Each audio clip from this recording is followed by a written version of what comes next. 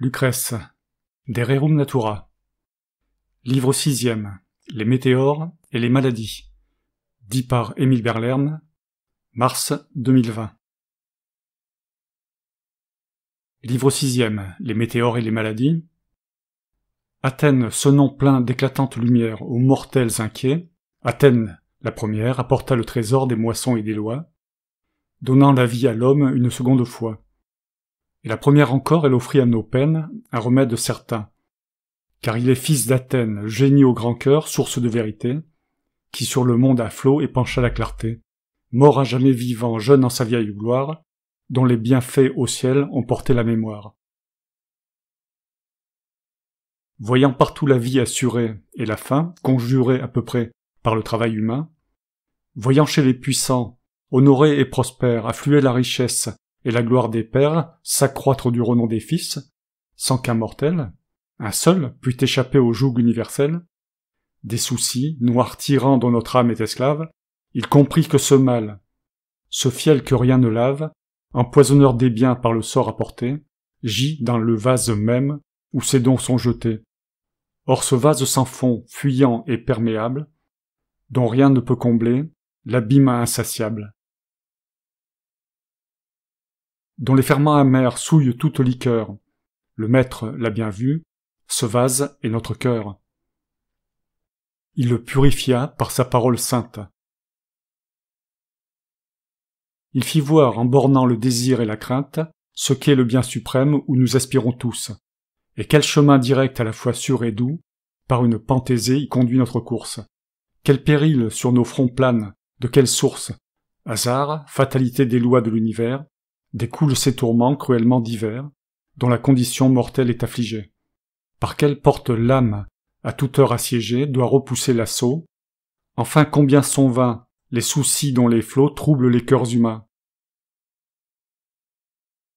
La nuit, l'enfant ne voit que présages funèbres.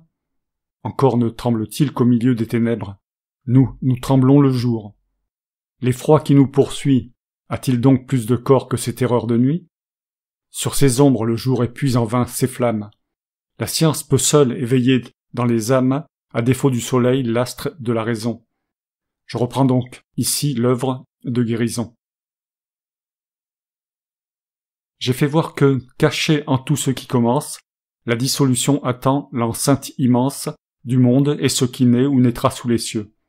Les chemins sont ouverts aux chars audacieux, où jadis m'éleva l'espoir de la victoire. Obstacles et périls n'ont servi qu'à sa gloire.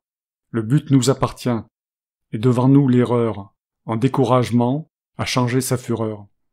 Ce qui nous reste à voir au ciel et sur la terre, tient les cœurs en suspens dans l'effroi du mystère, et l'esprit s'humilie en superstition. Nous savons le secret de ces prostrations. Ici comme toujours, l'ignorance des causes transporte odieux le sceptre et l'empire des choses. L'inaction sereine est l'attribut des dieux. Et ceux-là, cependant, qui le savent le mieux, se prennent à scruter ces énigmes des choses, à chercher dans les terres sans rivage les causes, des mouvements d'en haut. Leurs admirations lui replongent encore dans les religions. Les malheureux. Partout ils rêvent, ils implorent, des maîtres vigilants et puissants. Ils ignorent ce qui peut être ou non, et quel champ limité une loi fixe assigne à toute activité. Esprit sans guide errant dans une ombre confuse, quand la raison d'un fait à leurs yeux se refuse, force leur est d'y voir l'œuvre et l'arrêt des dieux.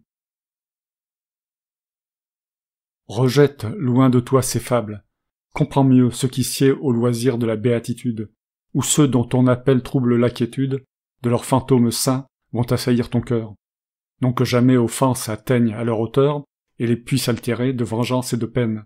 C'est toi qui, pensant voir rouler des flots de haine, dans l'impassible paix des êtres immortels, ne pourra plus sans trouble aborder leur autel, ni d'une âme sereine accueillir ces images, qui, s'échappant vers nous, de leur sacré visage, à l'esprit des humains manifestent les dieux. Vois quelle vie attend le superstitieux. Pour que la vérité chasse une erreur funeste, j'ai dit, j'ai fait beaucoup déjà, mais il me reste à revêtir encore de la grâce des vers, les combats de la nue et les aspects des airs. Je vais chanter l'éclair, les effets et les causes du tonnerre sonore et des tempêtes, chose dont l'ignorante peur fait le secret des dieux. Je ne veux pas te voir trembler devant les cieux, et partout épiant l'annonce d'un prodige, noter d'où part l'éclair, où son vol se dirige, comment il s'insinue en nos demeures, fend les murs, entre vainqueur et ressort triomphant. Toi, montre-moi la route et le terme où j'aspire, où je cours, Calliope, et daigne me conduire. Ô repos des humains et volupté des dieux, docte Muse, permets qu'enfin victorieux, j'obtienne de ta main la gloire et la couronne. Le ciel est ébranlé quand la foudre résonne, parce que dans les airs, les nuages mouvants s'entrechoquent, poussés par la lutte des vents. Jamais le bruit ne part d'une région pure, c'est dans l'ombre où s'amasse une mêlée obscure que l'orageux tumulte enfle sa grande voix. Le nuage n'est pas dense autant que le bois et la pierre, il n'a point la trame inconsistante qui forme la fumée et la brume flottante.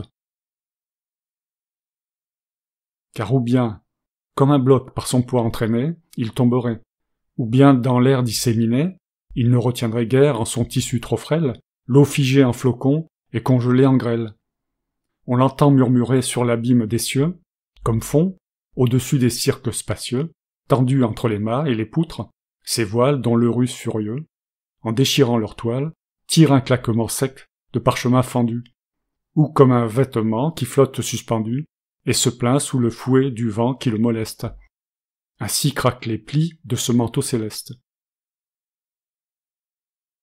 Parfois d'un vol contraire emporté, ces grands corps, sans se heurter de front, se rasent bord à bord. Le bruit qu'entre leurs flancs le frottement éveille est sec et se propage, exaspérant l'oreille, tant qu'il n'est pas sorti de l'étroit défilé. Parfois aussi le ciel, par la foudre ébranlée, tressaille, et l'on dirait qu'une mine profonde fait sauter en débris les murs du vaste monde. C'est qu'un amas venteux, tourbillon véhément, dans le nuage ouvert tout à coup s'enfermant, tord, comprime, épaissit les vapeurs et se creuse, en leurs flancs bourrelés une outre ténébreuse, refuge où croît sa force, entre que sa fureur, soudain effondre avec un fracas plein d'horreur. Tel, cédant à l'air dont l'effort la dilate, avec un bruit subit, une vessie éclate. La rumeur de la nue est pareille à ces voix, que la course des vents dans l'épaisseur des bois arrache au sombre amas des feuilles remuées. 1000 rameaux touffus hérissent les nuées, et l'aquilon se joue en ces forêts des cieux. Il peut se faire aussi qu'un choc impétueux crève directement la nue et la pourfende. Tu vois les vents, sur terre, où leur force est moins grande, déraciner les pieds du chêne au fond du sol. Que sera-ce là-haut? Rien n'y borne leur vol. Le nuage a ses flots, et l'onde, en brisant l'onde, murmure je ne sais quelle plainte profonde. Comme en honte ici-bas, fouettés par l'ouragan, les fleuves spacieux et l'énorme océan. Et lorsque, de nuage en nuage tombé, par une épaisseur d'eau la foudre est absorbée, à grand fracas éteint, le glaive de l'éclair siffle, comme au sortir des fournaises le fer, que dans l'onde glacée on trempe rouge encore. Si le nuage est sec, la foudre le dévore, il s'embrase d'un coup et mugit en crevant. Tel, porté par le souffle impétueux du vent, sur la cime d'un mont que le laurier couronne, le feu dévastateur pétille et tourbillonne. Rien plus lugubrement ne craque et ne se plaint que l'arbre d'Apollon par l'incendie étreint. L'éclair jaillit du choc. Les nuages recèlent des semences de feu qui de leurs flancs ruissellent. Tel le caillou heurté par la pierre ou le fer, lance un jet pétillant d'étincelles. L'éclair arrive aux yeux plutôt que le bruit à l'oreille. Tous deux partent ensemble et leur route est pareille, mais l'image toujours vole en avant du son. Suis du regard au loin le fer du bûcheron. Tu verras quand la hache entrera dans le chêne. Le coup reluire avant que le son te parvienne. C'est pourquoi le tonnerre éclate après l'éclair. Ils sont l'effet d'un même ébranlement de l'air, dédoublé par l'essence, l'explosion jumelle et la projection de la même étincelle. La lueur bondit, vole et tremble, c'est le vent qui sème au loin l'éclat de ce reflet mouvant. Engouffré dans la nue, il la creuse, il s'y roule, en voûte épaississant les masses qu'il refoule. Sa rage, l'enflammant, le projette au dehors. Ainsi le mouvement embrase tous les corps. Tu vois le plomb rapide en tournoyant se fondre. Sous ce vent échauffé, le nuage s'effondre, et les germes ignés s'échappent furieux, en jets éblouissants qui nous poignent les yeux. Puis l'oreille est frappée, et la voix de l'orage éclate, mais le son est plus lent que l'image. Imagines-tu bien l'élan prestigieux, l'entassement profond de ces vapeurs des cieux? D'en bas, nous embrassons tout au plus leur surface, leur amoncellement se dérobe et s'efface. Mais contemple parfois, compte ces monts flottants qu'à travers l'étendue emportent les autans, ou bien, sur le ciel calme où les aquilons dorment, ces amas de sommets qui par couches se forment, assis dans la splendeur des hautes régions, tu concevras l'ampleur de leur substruction. Leurs antres, qu'on dirait faits de rochers qui pendent, d'où les vents enfermés en menaces se répandent, comme sous les barreaux des clameurs de lions, le murmure indigné de leur rébellion, cherchant l'issue, errant, tournoyant dans leur cage, tant qu'une déchirure aux parois des nuages n'a pas lâché dans l'ombre un tourbillon d'éclairs les feux intérieurs des fournaises déserts. Ces rapides clartés d'or fluide imprégnées ont leur source au trésor de semences ignées, par la vapeur céleste, au soleil emprunté. Quand un nuage est pur de toute humidité, sur ses flancs étincelle une couleur d'aurore. Comment verserait-il la flamme qui les dore, sans les germes que l'astre épanche dans leur sein, germes dont le vent presse et condense les seins, et qui, développant leur force comprimée, se déchargent en flots de splendeur enflammée. Il peut même éclairer, quand des souffles plus doux écartent le nuage en sa course dissout. De la dispersion, la lueur se dégage, les atomes de feu tombent, mais sans orage. L'éclair n'entraîne plus ni fracas ni terreur. Quant à juger ce qu'est la foudre, ses fureurs, les marques de ses coups décèlent sa nature.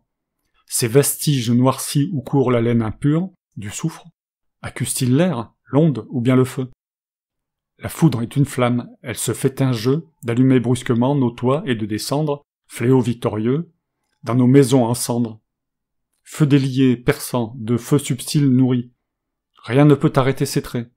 Comme le cri, elle passe à travers les murailles. La pierre, les reins même, et contre elle une vaine barrière. À son souffle le cuivre et l'or fondent soudain. Le vase, quelquefois, reste entier, mais le vin s'est enfui. La chaleur, pénétrant dans l'amphore, dilate et raréfie, et le vin s'évapore, filtrant par les contours que la foudre distend. Un siècle de soleil n'en ferait pas autant. Telle est l'intensité, la force sans égale, indomptable, des feux que la tourmente exhale. Mais quelle cause enfin précipite leur cours? D'où sort ce jet brûlant qui d'un coup fend les tours, arrache les chevrons, les comble, pousse, rase les palais, démolit les monuments, écrase les hommes, dans les champs couche morts les troupeaux, et déchaîne sur nous ce déluge de mots? J'y viens, sans plus tarder à remplir ma promesse. C'est des sombres amas de la nuée épaisse, non des flocons légers dans un ciel pur épars, que la foudre jaillit. Qui n'a de toutes parts vu les brumes presser leurs bataillons funèbres? Qui n'a cru bien souvent que toutes les ténèbres allaient, quittant les bords des fleuves des enfers, remplir les profondeurs des cavernes déserts? Si lugubre est la nuit, si morne est le visage, que sur nous l'épouvante incline, quand l'orage, prêt à lancer la foudre, aiguise les éclairs. Souvent, fleuve de poids coulant des cieux aux mers, plein de vent et de flammes, un noir nuage tombe dans l'onde, et ténébreux, il va, traînant la trombe, colonne aux flancs chargés de tonnerre et de nuit. À terre, l'homme tremble et vers son toit s'enfuit, rien qu'à voir sur les eaux marcher cette tempête. Tels et non moins épais pendent sur notre tête les nuages des cieux. Pour nous jeter d'en haut un si sombre manteau de ténèbres, il faut que, l'un sur l'autre assis, leurs étages sans nombre, éclipsent les rayons arrêtés dans leur ombre. Si le ciel ne ployait sous l'orageux fardeau, d'où tomberait au loin cette avalanche d'eau, qui gonfle les torrents et change en mer les plaines? Ces flammes et ces vents, les brumes en sont pleines, de là vient qu'il éclaire et tonne par endroits. Tu sais que le soleil incessamment accroît ce trésor enflammé, réserve des orages, germes ignés enclos dans le sein des nuages, que la tempête assemble en quelques coins des cieux, des vapeurs qui l'étreint, le vent victorieux exprime en s'y mêlant ces germes qui l'attisent, et son souffle, engouffrés dans la fournaise, aiguisent les éclairs fulgurants, doublement irrités par les feux qu'ils rencontrent et sa rapidité. Le vent s'est embrasé, le feu, crevant la nue, a déchaîné sa force. Alors l'heure est venue, alors la foudre est mûre et tombe, empourprant l'air. Tout s'emplit des lueurs errantes de l'éclair. Le tonnerre à son tour éclate et le ciel même s'ouvre. Les pans rompus de la voûte suprême semblent pendre d'en haut. Au murmure profond qui roule au ciel, sur terre un long frisson répond, et l'étendue entière au loin s'ébranle et tremble. La pluie enfin descend, épaisse et lourde. Il semble que les terres tout entiers se fondent en torrents d'eau et replongent le monde aux fanges du chaos. Tant d'eau là qui l'on mêle, en éventrant la brume, au vol retentissant des foudres qui l'allument. Mais il se peut encore que la force du vent, sans entrer dans la nue, atteigne en la crevant le lieu brûlant où dort la foudre déjà mûre. L'éclair qui pour jaillir n'attend qu'une ouverture, de proche en proche court, par le choc déchaîné. Parfois, pur, au départ, de tout principe igné, le vent prend feu, s'il perd, en sa course rapide, les atomes trop gros pour les mailles du vide. Il en emprunte à l'air d'autres plus déliés, qui, mêlés à son cours, l'embrasent volontiers. Ainsi le plomb s'échauffe en volant, tant sa trame perd d'éléments grossiers, tant elle s'amalgame les principes du feu dans l'étendue épars. La flamme, quelquefois, fait défaut des deux parts, et le vent froid encore rencontre un froid nuage. C'est du seul choc alors que le feu se dégage, affluant à la fois par le heurt suscité, et de l'agent qui frappe et de l'endroit heurté, tel il jaillit du choc du fer et de la pierre. Quelque froide que soit l'une ou l'autre matière, l'ardente explosion n'en suit pas moins le coup. J'en conclus que l'éclair peut s'allumer, partout où l'attend un concours propice de substances. Les vents d'ailleurs sont-ils si froids? La force intense qui vers les champs d'en haut emporte leur essor, lors même que le feu n'en jaillit pas encore, a du moins dans leur course échauffé leur haleine. La foudre avec raideur fend l'air, ce qui déchaîne des invincibles coups de ces carreaux brûlants, c'est ce que le nuage amoncelle en ses flancs, de violence ardente à s'élancer au large. La barrière enfin cède à la croissante charge, et le jet fulgurant jaillit, au loin chassé, comme un trait par l'effort des balistes lancés. Ajoute que la foudre est précisément faite d'atomes si ténus que rien ne les arrête.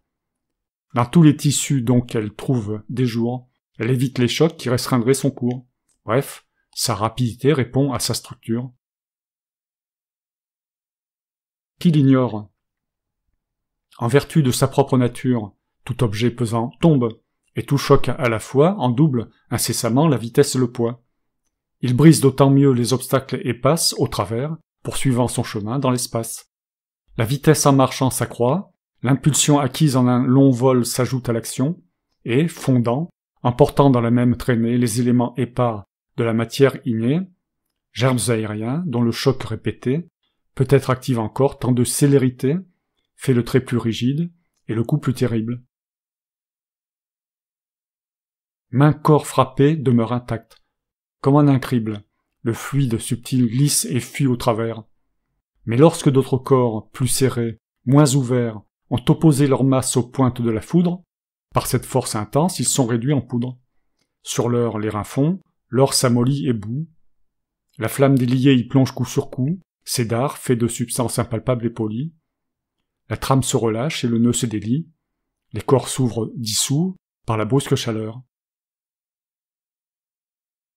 C'est vers l'automne, ou quand le printemps est en fleurs, que le ciel, au séjour des astres, et la terre tremble le plus souvent sous le vol du tonnerre.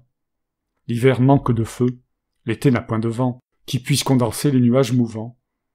Le concours d'éléments où la foudre s'aiguise ne se voit qu'aux saisons moyennes, temps de crise, où, comme deux courants jetés en un détroit, s'engouffrent confondus la chaleur et le froid. Pour que la foudre éclate, il faut la double rage de ces deux artisans de discorde et d'orage. Il y faut le tumulte et la fureur des airs. Soit que le printemps heurte au départ des hivers le retour des chaleurs, soit que le tiède automne oppose au froid naissant l'été qu'il abandonne. La rencontre est pareille, et le trouble est égal. La même inimitié mêle en un choc fatal l'âpre hiver et l'été brûlant, lutte obstinée, conflit qu'on peut nommer les guerres de l'année. Et comment s'étonner que des retours constants ramènent la tempête et la foudre, en un temps où la discorde, intense incessamment, amasse les flammes et les vents et les eaux de l'espace. Voilà comme on observe, et comme on peut savoir de quoi la foudre est faite, et quel est son pouvoir. Quant à s'imaginer que sa flamme figure quelque décret divin, c'est affaire à l'augure, qui, lisant à rebours des vers tyréniens, cherche où, d'où, par où vont les feux aériens, et si des lieux fermés, où leurs traits s'insinuent, ils ressortent vainqueurs pour rentrer dans la nuit. Enfin, quel péril couvre en ce fracas des cieux.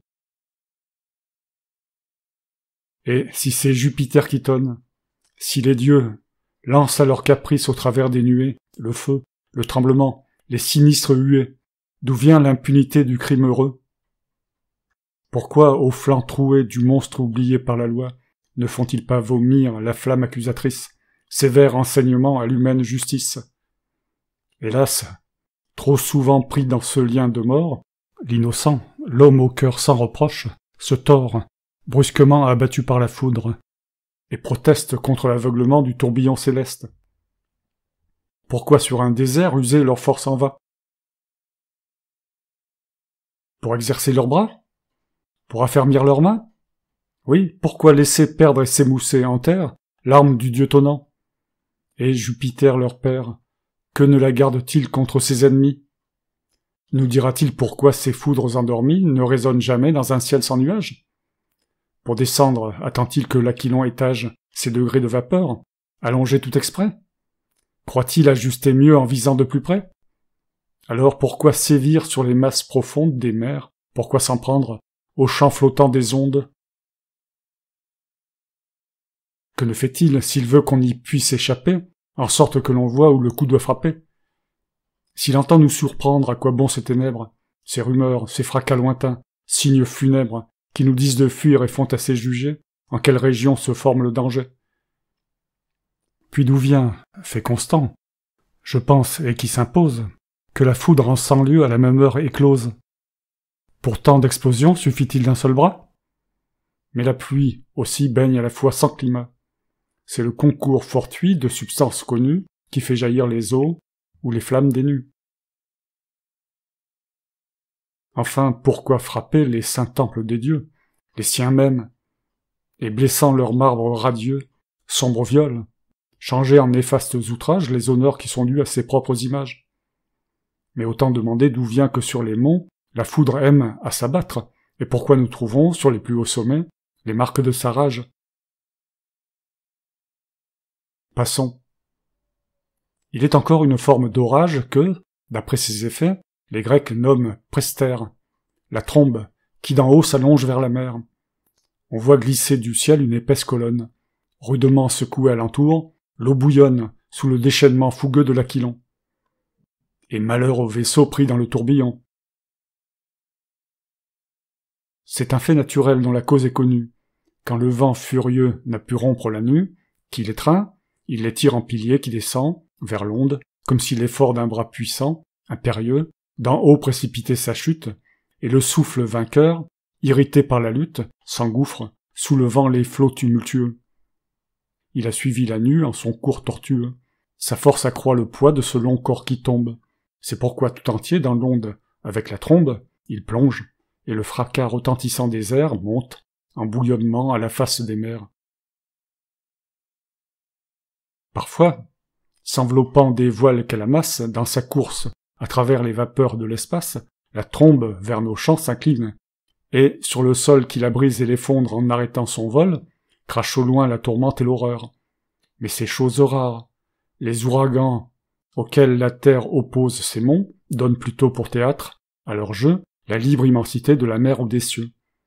Les nuages sont faits de 1000 atomes frêles, dont le hasard des chocs embarrasse les ailes.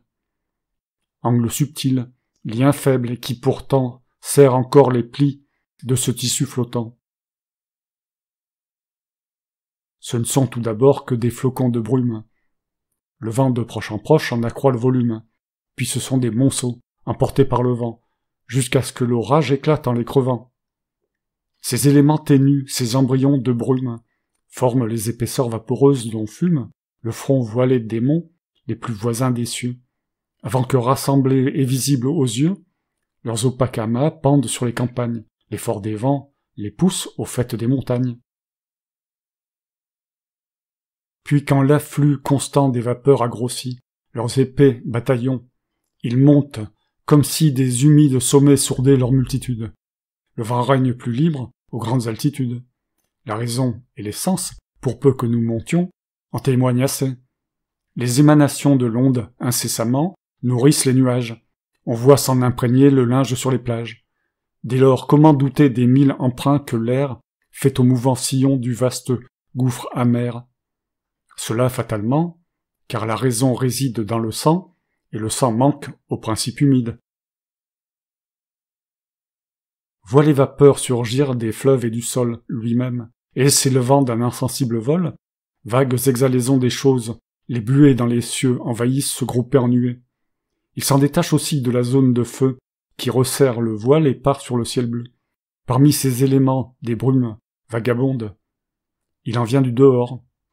Tu sais qu'entre les mondes s'ouvre l'immensité des espaces. Tu sais que, d'un cours éternel et rapide lancé, dans l'incommensurable errent des corps sans nombre.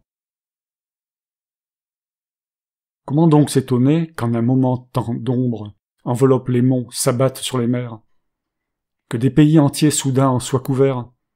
Lorsque les soupiraux et les mailles du vide, pour l'entrée ou la fuite, à l'essence fluide, ouvrent de toutes parts leurs multiples réseaux. Conçois-tu maintenant l'origine des eaux que le nuage assemble et projette en sa course?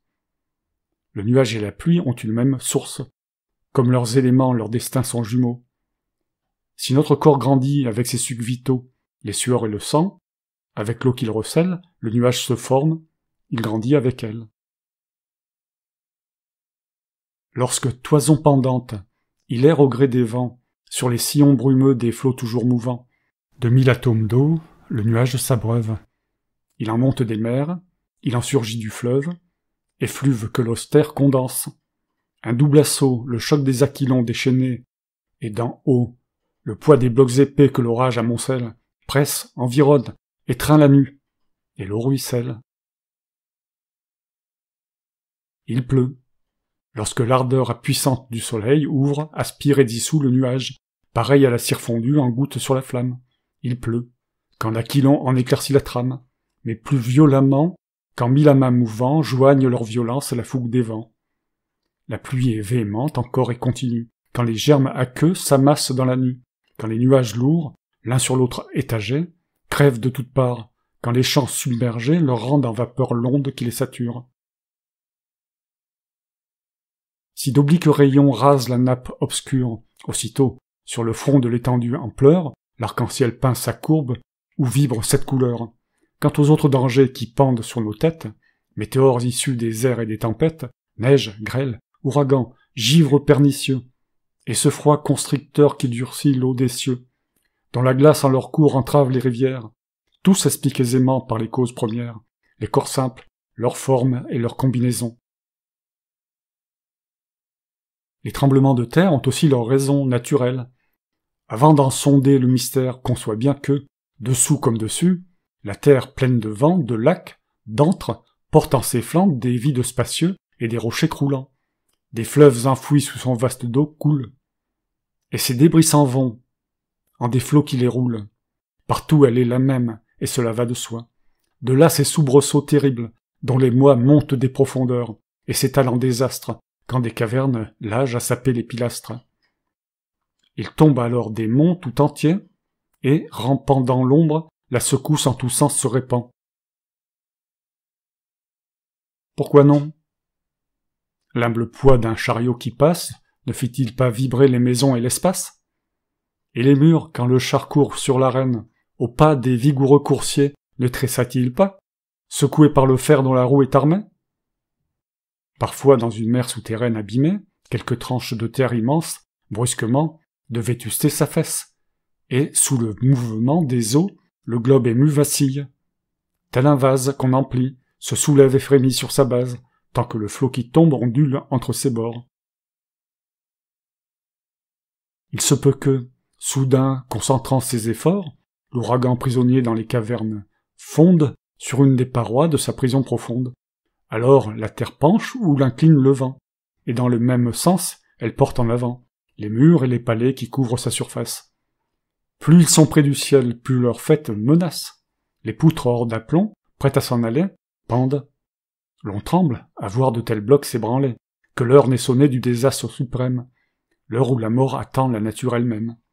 Et certes, si parfois le vent ne respirait, dans ce néfaste élan, quel frein le contiendrait? Mais il faut qu'il respire, il prend du champ, se lance, retombe, et le recul use la violence. C'est pourquoi la menace avorte bien souvent. La terre qui penchait, bientôt se relevant, reconquiert l'équilibre où son poids la ramène. Mais tu comprends pourquoi l'action souterraine, au toit moyen ou bas, épargnant les assauts, se fait sentir surtout aux faits les plus hauts. Il peut se faire encore que, venu de l'espace, ou formé sous la terre, un tourbillon s'amasse, dans les vides, et là, grondant, roulant au fond des cavernes, se rue en tumulte. D'un bond, la force accumulée éclate et, triomphante, ouvre quelque soudaine et formidable fente, où le Péloponnèse en deuil voit s'engloutir, Aegium, ou Périsidon, la sœur de Tyr, éruption des vents, d'effondrement suivi. À la clarté par vous, que de villes ravies. Que de murs, de remparts puissants précipités dans les abîmes noirs, que d'antiques cités, avec leurs citoyens dans la mer descendue. Et si dans l'épaisseur de la terre perdue, les haleines des vents n'ont pu crever le sol, par les 1000 conduits qui divisent leur vol, rampe un frisson qui monte et s'épand dans les plaines, tel un froid pénétrant qui, du fond de nos veines, gagne et fait malgré nous grelotter notre chair. Sous la terre, épouvante dans l'air, là-haut les toits, en bas les antres, la nature veut-elle en quelque énorme et subite aventure enfouir ses débris pêle-mêle, croulant, et combler de son corps l'abîme de ses flancs? Bien qu'une foi tenace à la foule réponde, de l'immuable et sûre éternité du monde, il est de tels dangers que leur vue en plein cœur enfonce on ne sait quel aiguillon de terreur. La terre brusquement sous les pieds se dérobe, l'univers trahi croule à la suite du globe, de fond en comble, amas confus, gouffre béant. Et l'on sent le grand tout rentrer dans le néant. Expliquons maintenant pourquoi la mer ignore l'accroissement. Quoi donc? Tant d'eau qu'elle dévore, ses fleuves dans son lit tombant de toutes parts, ses vols de tourbillons et d'orages épars, d'où la pluie à torrents sur le monde ruisselle, ses propres réservoirs enfin, tout coule en elle, et, chose étrange, rien n'élève son niveau? Et, près de l'océan, que sont ces trésors d'eau, pour grossir l'infini des mers? Moins qu'une goutte. Voilà de quoi bannir la surprise et le doute. En outre, le soleil boit l'onde. Nous voyons les tissus trempés d'eau séchés par ses rayons. Sa puissante chaleur, au même instant, visite les surfaces de mer, sans nombre et sans limite. Si peu qu'il en aspire en chaque région, sur un si vaste champ, l'évaporation totale se mesure à l'ampleur du volume. Joins-y ce que le vent peut emporter d'écume, en balayant les flots. Dans une nuit souvent, les chemins inondés sont séchés par le vent, et la fange liquide, en écorce, est figée. Songe aussi que les eaux, dont la nue est chargée, qu'elle disperse en pluie, au gré des aquilons, elle les prend aux mers pour les rendre aux sillons. Combien n'en faut-il pas pour arroser le monde? Enfin, le sol poreux en lacunes abonde. Par le fond et les bords, la terre étreint les mers. En épanchant ses eaux, dans les gouffres amers, elle reçoit les leurs, les filtre, et, toutes neuves, les ramène en arrière à la source des fleuves, d'où leur flot pur reprend les chemins qu'à leur cours, leurs pieds, cristal fluide, ont creusé pour toujours. Nous passons au volcan.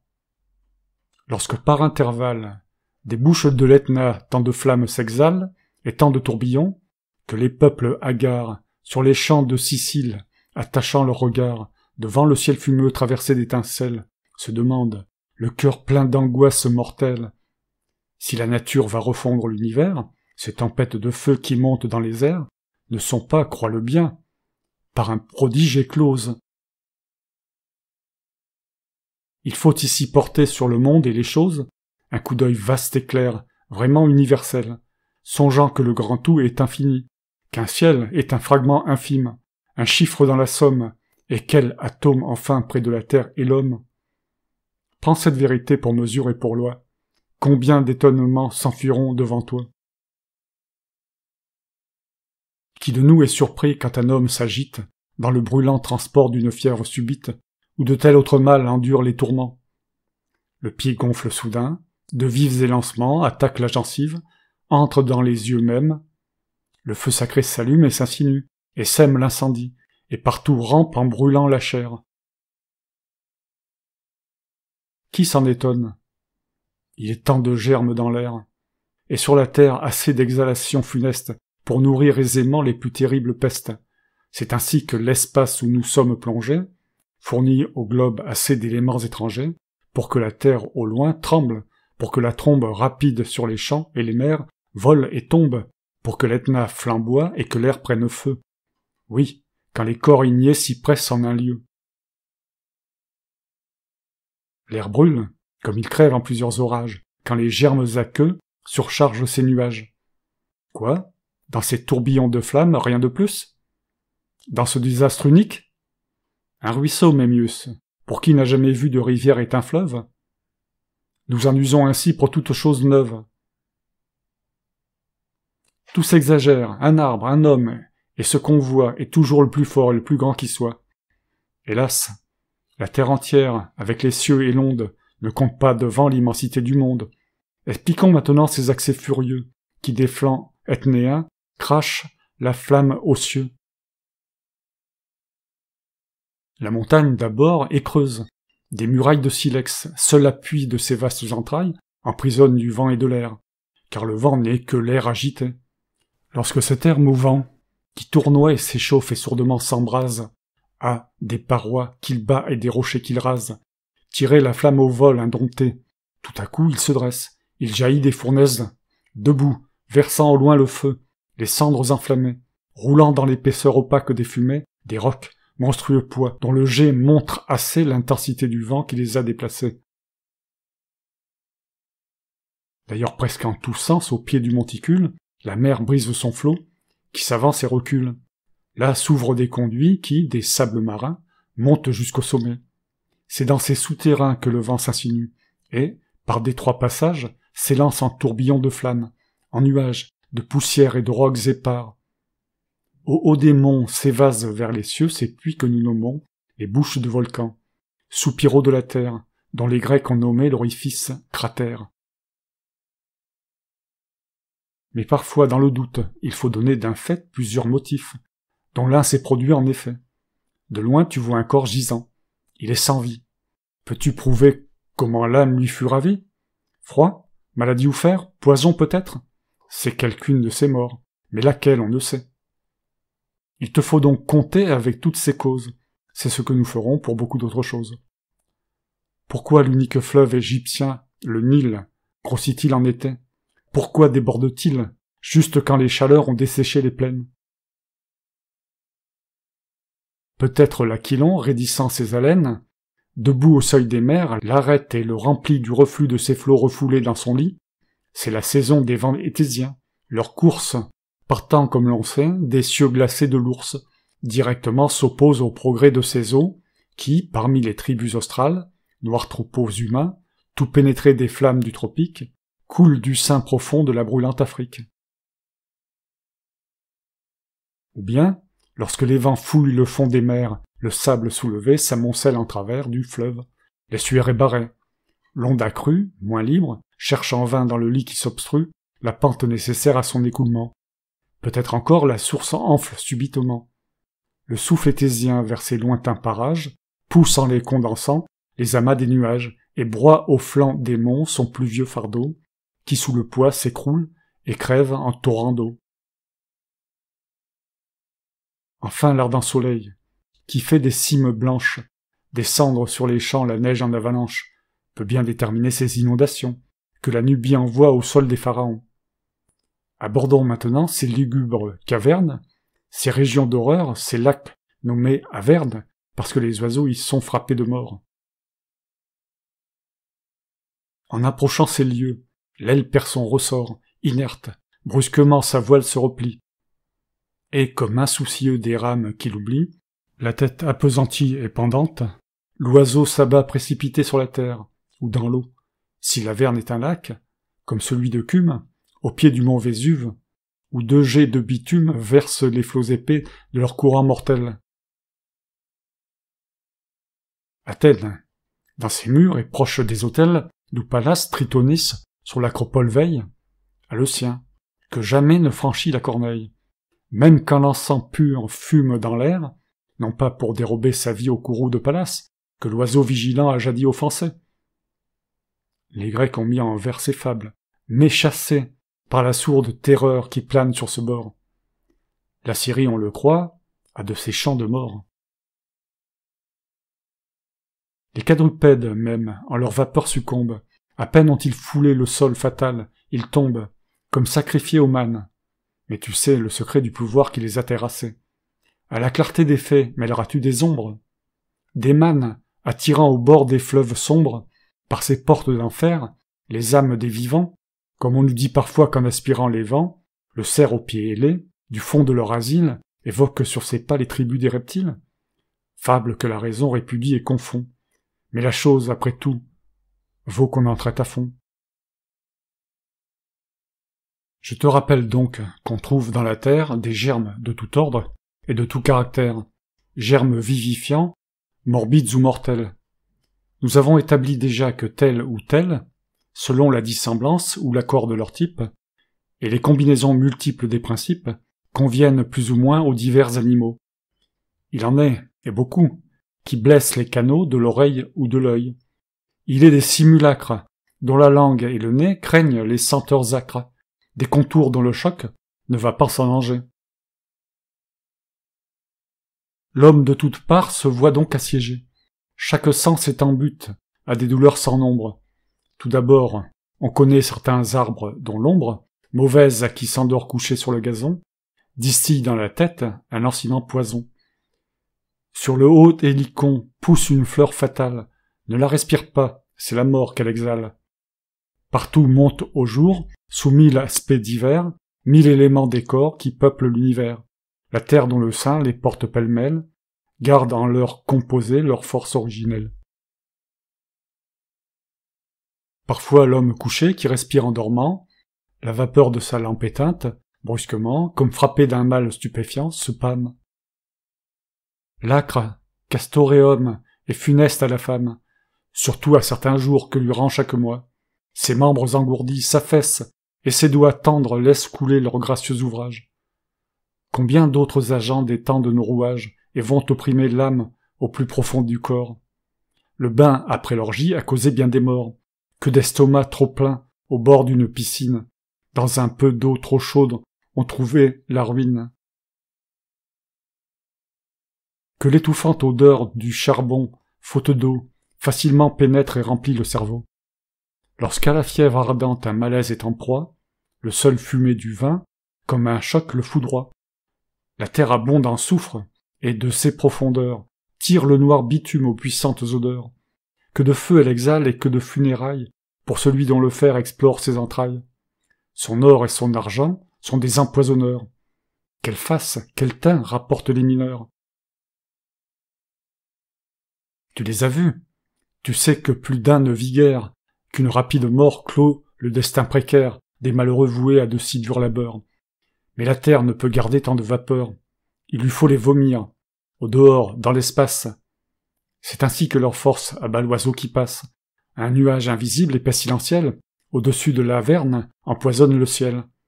L'être ailé que son vol amène au bord du piège, embarrassé dans l'air vénéneux qui l'assiège, tombe, où l'exhalaison, impérieuse, attend ce qui reste de vie en ce corps palpitant.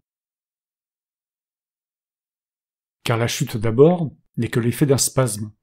C'est en bas, dans la fange, aux sources du miasme, que le souffle vital, à jamais endormi, cède à l'intensité du fluide ennemi. Il se peut bien aussi que cette gueule avide, de la terre à l'oiseau, fasse presque le vide. À peine touche-t-il à l'air raréfié, qu'il sent fléchir espace auquel il s'est fié. Son vol désemparé lui en vain. Il chancelle. Rien n'offre plus de prise au double effort de l'aile. Le support et l'appui, tout lui manque à la fois.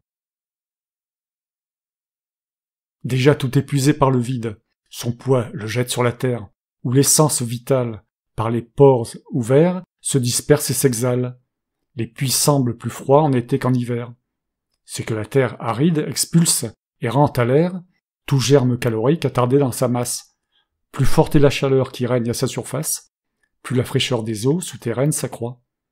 Quand le sol comprimé, resserré par le froid, s'épaissit, dans les puits la terre condensée exprime la chaleur en ses flancs amassés. La fontaine d'Amon, dont on fait tant de bruit, froide pendant le jour, devient chaude la nuit. Contre toute raison, les amis du mystère veulent que le soleil les chauffe de sous terre, quand l'ombre a déployé son ténébreux manteau. Quoi? Les rayons du jour s'épuisent sur cette eau, sans pouvoir les chauffer? Cela dans le temps même où l'astre au ciel jouit de son pouvoir suprême? Et le terrestre bloc, épaisse profondeur, laisserait jusqu'à l'eau pénétrer leur ardeur? Quand sur un simple mur usant leur force vaine, leurs feux dans nos maisons se font sentir à peine. Cherchons d'autres raisons. Cette onde a pour séjour un terrain plus poreux qu'ailleurs, et tout autour les semences de feu dorment en plus grand nombre.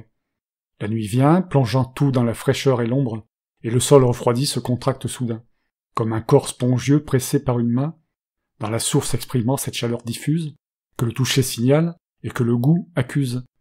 Puis quand, sur les rayons du soleil renaissant, dans le sol dilaté la chaleur redescend, l'eau renvoie à ce sol, par les mêmes issues, les semences de feu qu'elle en avait reçues, et la source reprend sa fraîcheur jusqu'au soir. D'ailleurs, sous les rayons que l'astre y fait pleuvoir, l'onde aussi se dilate, ouverte et remuée, et la chaleur s'échappe en tremblante buée, comme fait au printemps la froidure, quand l'eau de ses liens de glace écarte le fardeau. Une autre source froide en merveille abonde. On voit flamber soudain au contact de son onde les toupes et la résine, et leurs reflets mouvants, sur le miroir qui lui nageait au gré du vent. Il faut qu'elle soit riche en semences ignées, et que d'autres, du fond de la terre émanées, fendant l'eau d'outre en outre, émergent au dehors, assez chaudes en bloc pour enflammer ses corps, mais non pour échauffer cette épaisseur fluide. Sans doute que sous l'onde une force réside, dont l'impulsion chasse et rassemble dans l'air les germes plus légers. Telle, au sein de la mer, jaillit, près d'Aradus, une source d'eau douce, inaccessible au sel des flots qu'elle repousse. Tels ces jets que la mer, en d'autres régions, conserve toujours pure de ses contagions, à la soif des marins précieuses ressources.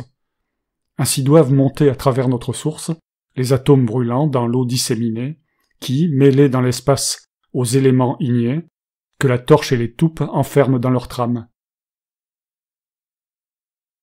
Rien qu'à toucher ces corps en font jaillir la flamme. Le flambeau qu'on éteint, vivement approché, d'une lampe, s'allume avant d'avoir touché la flamme.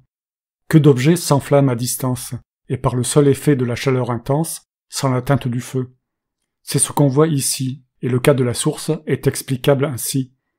Maintenant, Mémius, il est temps que j'explique quel pacte unit le fer au métal magnétique, appelé par les Grecs magné, en souvenir des lieux auxquels échut l'honneur de le fournir. Cette pierre a le don, que les humains admirent, de former une chaîne où des anneaux s'attirent, l'un sous l'autre attachés sans lien apparent.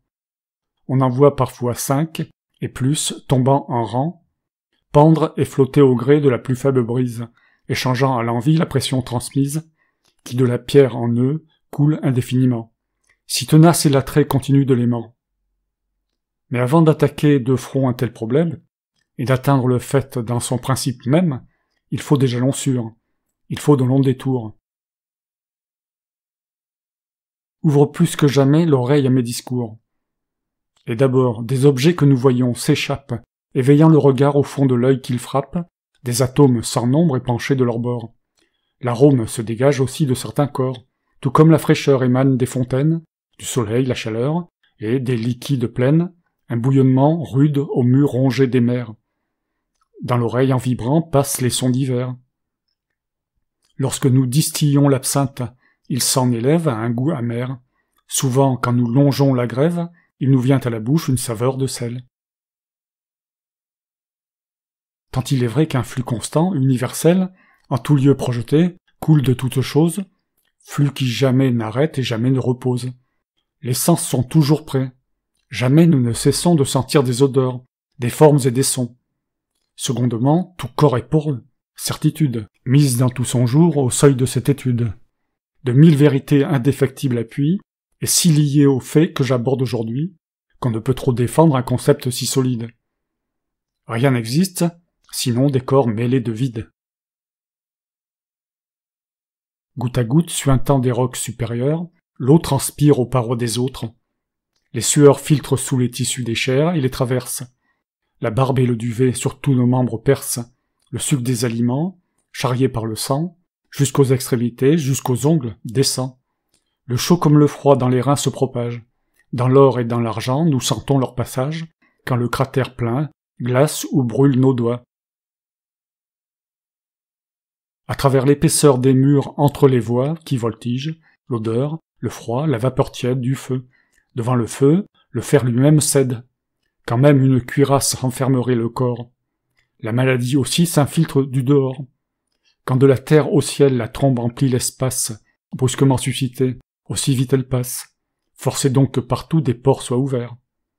Mais tous les éléments dispersés dans les airs, sur les différents corps diversement influent, ils conviennent aux uns, les autres les excluent. Le soleil cuit la terre et la dessèche, mais il relâche la glace, et sur les hauts sommets, résout en eau l'amas de la neige hivernale. La cire à ses rayons s'amollit et s'étale. S'il contracte les chairs et raccordit la peau, le feu rend l'or liquide et fond les reins. Si l'eau trempe au sortir du feu la lame refroidie, elle assouplit la peau par la chaleur raidie. La feuille d'olivier semble au chevreau barbu, un mets tout d'ambroisie et de nectar imbu, et rien n'est plus amer à des lèvres humaines. Le pourceau craint, il fuit, l'odeur des marjolaines. Les parfums les plus doux sont pour lui des poisons, ces parfums par lesquels souvent nous renaissons. La fange est à nos yeux une exécrable ordure. Elle semble au pourceau plus nette que l'eau pure. Il s'y lève, il s'y vautre insatiablement. Mais avant d'en venir aux vertus de l'aimant, établissons encore un important principe. Les ports ne sont pas construits sur un seul type. Ces canaux à l'échange ouverts sur tous les corps ont chacun leur emploi, leur genre de transport. Chaque sens n'a-t-il pas sa nature et sa sphère? Chez eux, l'impression comme l'objet diffère. L'un n'admet que les bruits, l'autre que les odeurs. Un autre sait des sucs extraire les saveurs. Quelle variété de trames de matière! Telle émanation passe à travers la pierre, telle à travers le bois, le verre ou le métal. L'image, par exemple, à travers le cristal, la chaleur à travers l'argent et l'or. Et toutes, selon leur force propre et l'office des routes, que partout la nature ouvre au flux du dehors, plus ou moins promptement chemine dans les corps. Établis, confirmés et mis hors de conteste, ces principes d'avance ont éclairci le reste. La tâche désormais est aisée, et l'attrait qui fascine le fer dans sa cause apparaît. Il faut que de l'aimant 1000 effluves s'écoulent, dont le tourbillon chasse et dont les chocs refoulent l'air qui s'interposait entre le fer et lui. Dès que le vide est fait, dès que l'air s'est enfui, les éléments du fer sont projetés en masse et sans se désunir. L'anneau qui se déplace reste entier dans sa chute et suit le mouvement, car il n'est pas de corps tissu plus fortement, pas de cohésion, de nœud plus invincible que la froide raideur du fer incoercible. Ne sois donc pas surpris de voir l'anneau suivant les atomes en foule attiré en avant, dans le vide lancer sa rondeur tout entière, ce qu'il fait, jusqu'au bord de la puissante pierre. Un aveugle lien l'y fixe et l'y suspend. L'action se produit partout où se répand le vide, soit d'en haut, soit de flanc. Elle entraîne le chaînon le plus proche et l'ajoute à la chaîne. Sans ce concours de chocs extérieurs, le fer ne pourrait pas monter contre son poids dans l'air.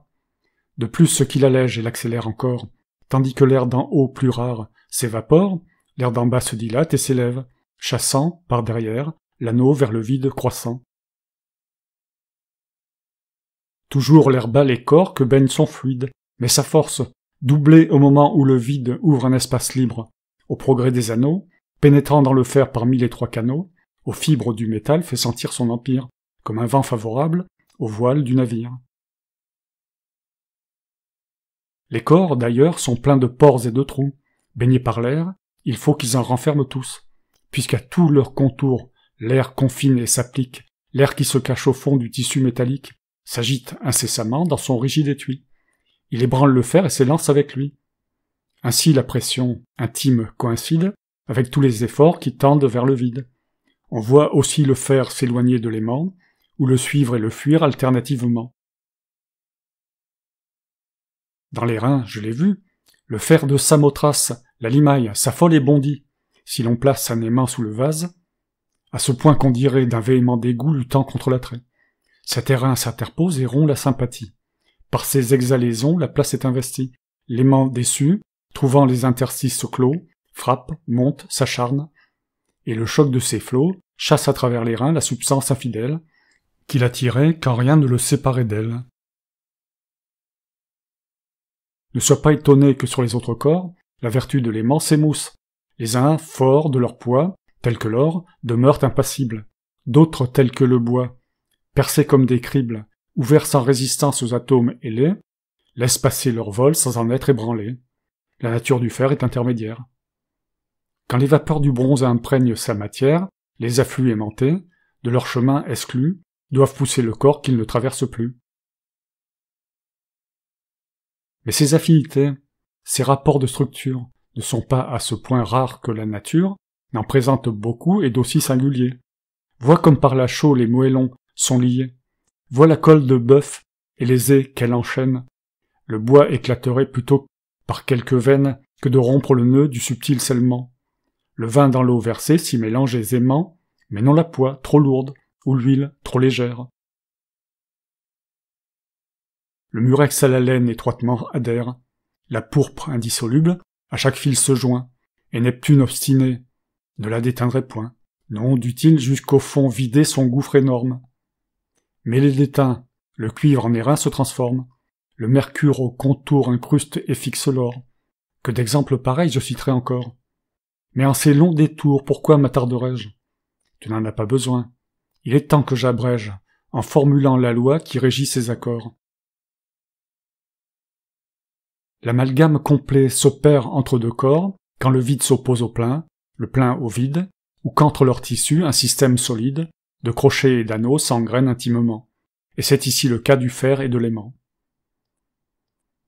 Maintenant, je dirais les fièvres et les pestes, quel morbide pouvoir, quel miasme funeste, porte soudain la mort dans les rangs des vivants. Parmi les corps sans nombre, errant avec les vents, les uns sont les gardiens, les agents de la vie, mais par d'autres la mort à son tour est servie, germe dont le concours infecte au loin les cieux, et la tourbe des mots dans l'air contagieux se déchaîne, tantôt passant comme la nue, du dehors à travers les espaces venus, tantôt montant de terre, en ces humides lieux, où, brusque successeur des excès pluvieux, les soleils trop hâtés frappent la pourriture. Vois les eaux, tout d'abord, et la température, loin du séjour natal éprouvé l'étranger. L'air avec le climat ne doit-il pas changer? Est-ce que la Bretagne et l'Égypte, où la terre incline sur son axe, ont la même atmosphère? Le soleil de Gadès ne luit pas sur l'Oxa, ni le ciel dévorant qui noircit l'Africain. Aux 4 coins du monde à 4 vents livrés, ainsi que leurs climats contraires, ces contrées ont leur peuple, divers de traits et de couleurs, et chacune a ses mots, qu'on ne voit point ailleurs. L'éléphantiasiste au bord du Nil est né, sa puissance néfaste à l'Égypte est bornée. La caillie est malsaine aux yeux, la tique aux pieds, tel pays a tel membre, et ses inimitiés changent d'objet selon la changeante atmosphère. Souvent, hélas, un ciel qui d'une autre diffère, se déplace et vers nous glisse, brouillard rampant. De proche en proche, un souffle ennemi se répand, les flux envahissants imprègnent et dénaturent tout, notre air s'assimile à l'air qui le sature. En un ciel inconnu, notre ciel est changé.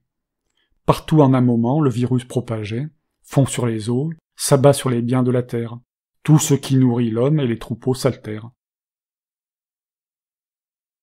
S'il s'échappe dans l'air même nous le rend, le mélange nous baigne, et, rien qu'en respirant, forcé d'en absorber les ondes purulentes.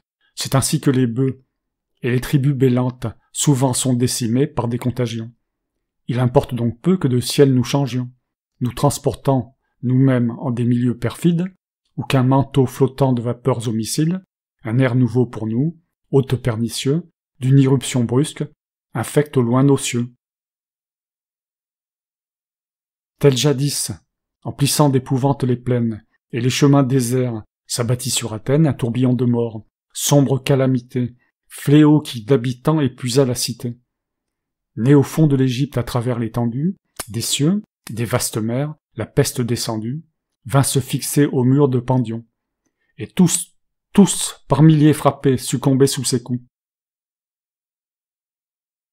D'abord un feu cuisant s'allume sous le crâne, puis un éclat diffus des yeux rougis émane, d'ulcères obstrués, les canaux de la voix se ferment, un sang noir inonde leurs parois, le flux gagne la langue, interprète de l'âme, qui, raide, appesantie, âpre au toucher, s'enflamme et s'épuise. Bientôt l'écoulement vainqueur occupe la poitrine et, poussant jusqu'au cœur, investit l'existence en son fort poursuivi. C'en est fait des remparts qui protégeaient la vie. La bouche empoisonnée exhale un souffle impur, rance odeur de voirie et de cadavres mûrs. Les forces de l'esprit languissent, tout succombe. Le corps exténué touche au seuil de la tombe. Sur les victimes plane une anxieuse horreur, puis ce sont des sanglots et des cris de terreur, compagnons assidus d'affres intolérables, raidissant, contractant les nerfs des misérables, les soubresauts fréquents des muscles convulsés, épuisent nuit et jour des corps déjà lassés. La peau n'eût pas trahi le secret incendie, la masse n'y constatait qu'une ardeur attiédie, mais partout s'empourpraient sur le corps ulcéré des chancres sourds, pareils à ceux du feu sacré, calcinés en dessous par une flamme intense, car le feu jusqu'aux os dévorait la substance. Au fond de l'estomac, la fournaise couvait. Le plus mince tissu, le plus léger duvet ne leur servait de rien contre un mal sans ressources. Toujours au vent, au froid, dans l'eau, dans quelques sources glacées, ils plongeaient nus leur corps en feu. Souvent, inclinés sur les puits, ils tombaient en avant, la bouche ouverte, en vain. La soif inextinguible leur eût fait d'un déluge une goutte insensible. Nul répit. Seulement une sombre torpeur. Épuisés, ils gisaient.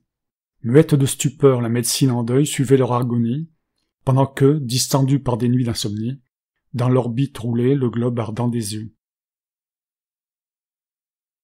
D'autres signes de mort apparaissaient en eux, un grand trouble d'esprit dans l'angoisse et la crainte, l'air hagard, la fureur en leur visage empreinte, le sombre froncement du sourcil, un bruit sourd qui teinte dans l'oreille émue, un souffle court, ou bien rare et profond, le cou toujours humide, et comme reluisant d'une sueur fluide. Une toux rauque arrache au gosier essoufflé d'affreux petits crachats, jaunâtres et salés. Les doigts crispent leur mère, le corps tremble, et sans trêve d'un progrès sûr, le froid victorieux s'élève des pieds au cœur. Enfin, vers le fatal moment, le nez, pincé du bout, s'amincit, comprimant les narines, l'œil rentre et la tempe se creuse, la peau rude se glace, une ouverture affreuse entre les dents grandit, le front tendu ressort, et les voilà couchés dans la rigide mort. Rarement la blancheur de la 8e aurore, de la 9e au plus, les éclairait encore. Quelqu'un d'eux passait-il ce terme par hasard, attendu par la mort, il succombait plus tard. Le poison était là, dans les hideux ulcères, dans le flux noir sans fin épanché des viscères, parmi de cruels maux de tête avec le sang corrompu, comme un fleuve à plein nez jaillissant, coulait la force vive et la chair tout entière. Chez celui qu'épargnait ces pertes de matière, le virus descendait dans les nerfs, dans les os, jusqu'aux profondeurs des conduits génitaux. Ceux-ci, pris de terreur devant le seuil suprême, pour vivre, au fer, livraient leur virilité même. Ceux-là restaient sans pieds, sans mains, d'autres sans yeux. Ce peu de vie encore leur était précieux, tant la peur de la mort possédait tout leur être. Plus d'un ne savait plus même se reconnaître. D'avance, l'oubli morne environnait leurs sens.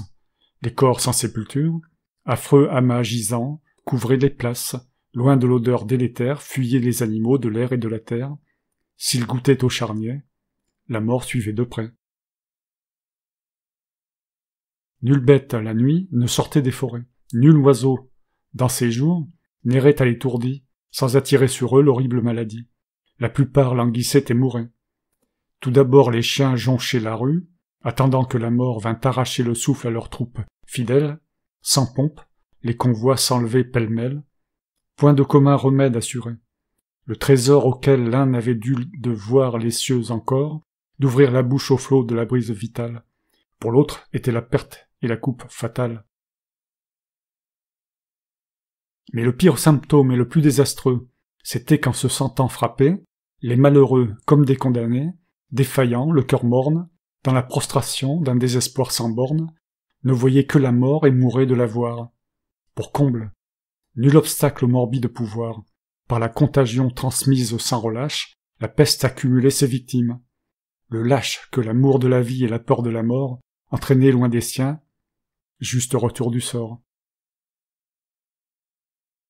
Punis par l'abandon, la honte et la misère, périssaient d'une mort sinistre et solitaire, comme un mouton des champs, comme un bœuf oublié.